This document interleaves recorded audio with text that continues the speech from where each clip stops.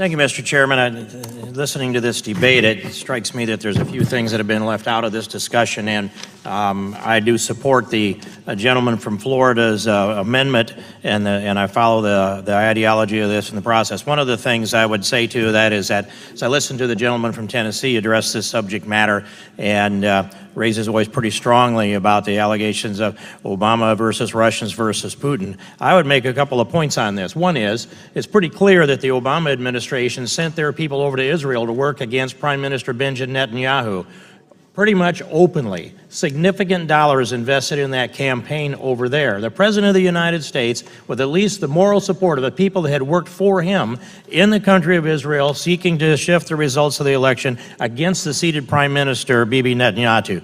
Then the gentleman, no, I won't yield. I have a lot of things I must say, but thank you. Then the gentleman did object to U.S. tax dollars being used.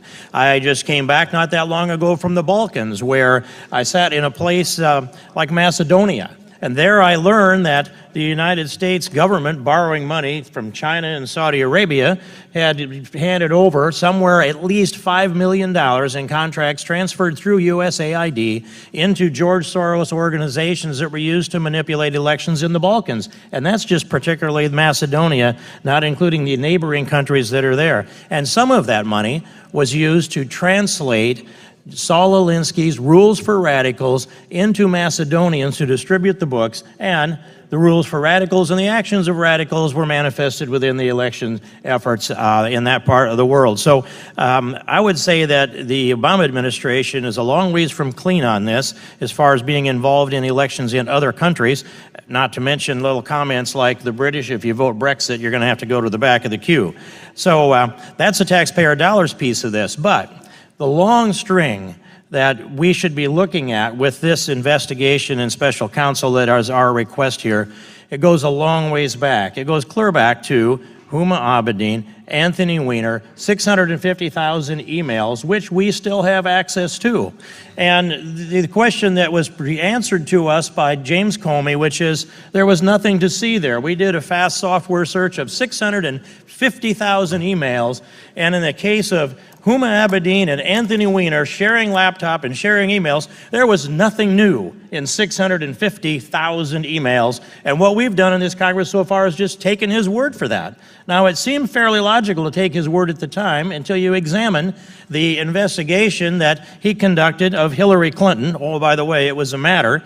The investigation that had Cheryl Mills, her chief of staff, as her chief counsel in the room with Hillary Clinton, and both of them had a plea bargain of some kind. They were exempted from prosecution for some by limited terms, but in any case, when you have this chief of staff who's the subject of investigation too, they're as counsel to the person who is the subject of the investigation, and we ask under oath, and I ask these questions of Comey, or of Loretta Lynch and Comey under oath, and that is, where's the copy of the transcript? Where's the audio files? Where's the video files? Who was in the room? We don't have the answers to any of that except no. If there were notes taken, we don't know whose they are or where they are. If there was any transcript of the deposition, then that doesn't exist either. Neither do the tapes of either audio or video. This is what looks like on its face is a sham investigation. Plus, they destroyed a tremendous amount of information, at least 30,000 emails, crushed hard drives, bought bleach bit, hired outside contractors to scrub the emails up, and we're to take James Comey's word for this, that there wasn't enough substance there to bring a prosecution, even though on a year ago, July 5th, James Comey delivered 15 minutes of the summary of a prosecution that was completely convincing to me, until they got down to the last couple sentences of that presentation, which is, well, we can't prove intent. Well, curiously, there's no requirement for intent in the two statutes that appear to have been violated. And furthermore, I look back in the records to the previous October and the previous April, Barack Obama stated into the news media record, he said Hillary Clinton would never intend to put our national security at risk. Hillary Clinton would never intend to harm America's security. That's October and April, the previous October and April. Well, James Comey latched onto that word intend, and they made up new law and gave Hillary Clinton an exemption for this lack of intent that they said they couldn't prove, which is absolutely proven by the facts that he delivered to us in the summary that day, and that there is evidence for. And I would go on. And not only does this trail lead through Hillary Clinton and James Comey, but the Loretta Lynch component of this as well. When you put this in place and you look at the example of them on the tarmac, it's hard to imagine they sat there for 38 minutes and discussed grandchildren. I think that might even be singular, grandchild at the time. We should check that.